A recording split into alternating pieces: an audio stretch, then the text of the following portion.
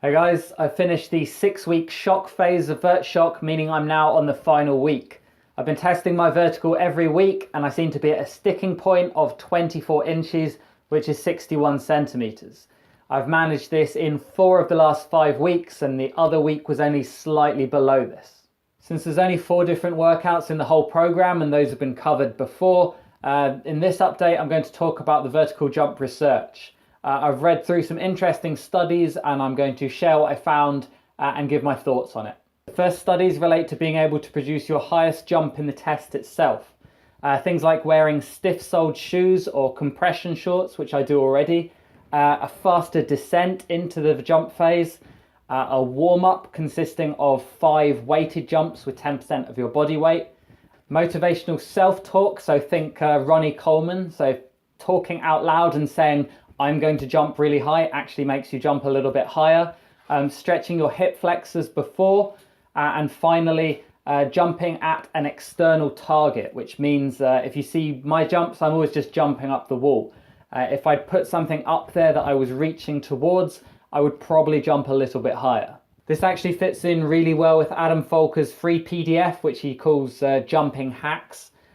He talks about stretching your hip flexors before, descending quickly into the jump, wearing stiffer shoes, and hyping yourself up before you jump. So maybe he does know what he's talking about. So my retest was yesterday, but I just tried my vertical jump again today. I did a hip flexor stretch before it. I did that warm up with the 5 weighted jumps.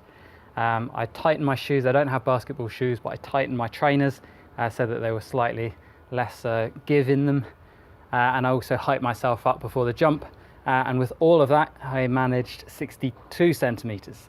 So a gain of 1 centimeter, less than half an inch, slightly different from the 4 inches that he experienced in the PDF that he's written.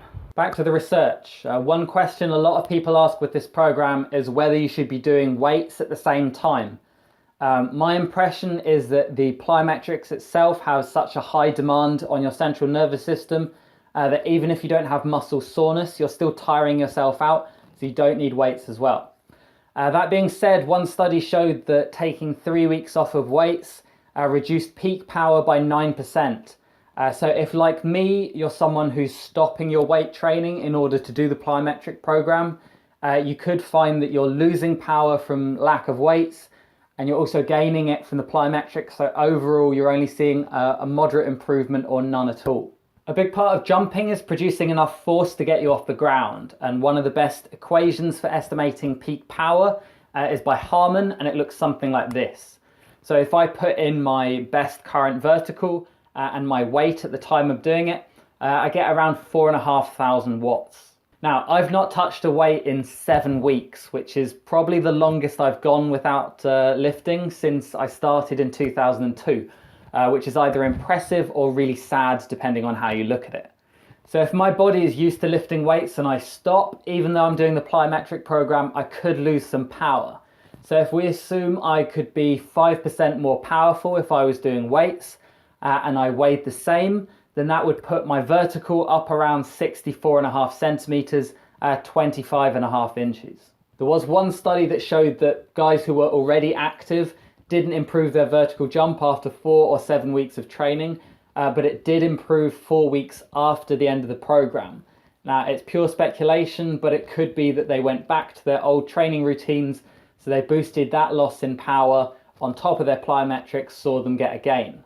In terms of whether lifting weights or doing a plyometric program produced the best results, weightlifting had a slight edge over the plyometrics, but both were significantly better than just doing a regular strength training program.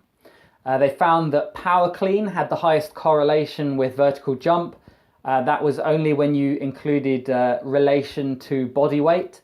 And one of the weakest correlations was a standard squat. Gains in jump height averaged 10 or 11% improvement after 6 to 8 weeks, but most of that training was just 2 times a week, whereas Vert Shock is 4 or 5 times a week, so you'd expect it to be a little bit better. In fact, if you take 11% higher than my initial jump, you actually get 24 inches, which is where I'm at now. A few studies found that the jump squat was comparable in results to doing one of the Olympic lifts, And since the jump squat is easier to learn, it's probably better to put that in a program involved in weight training.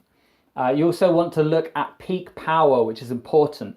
If you're untrained, that's around 10% of your maximal lift. And for people who regularly lift weights, that's going to be closer to 30 to 40% of what your max is. If I were to make a twice weekly program in the gym, based on the research I've looked at, it would be something like this. So 3 sets of 6 jump squats with 30% of my max, so that would be about 40 kilos for me. 5 sets of 3 power cleans, 80% of max, which is about 70 kilos. And then 4 sets of 6 half squats. A half squat is to 90-degree knee flexion. That would be 80% of my max, so I think that's around 110 kilos. I'd also put depth jumps at the beginning of the workout. That was one of the key plyometric exercises for gains in vertical height. They think that's down to being able to handle the high forces involved in depth jumps. On the subject of plyometric exercises, they found movements in the frontal plane, which is side to side, produced no improvement in vertical jump height. But if you're in a sport where you're doing lots of changing in direction, then it's probably still worth keeping those exercises in. One final thing, body weight. I'm 69 kilos, I'm quite lean.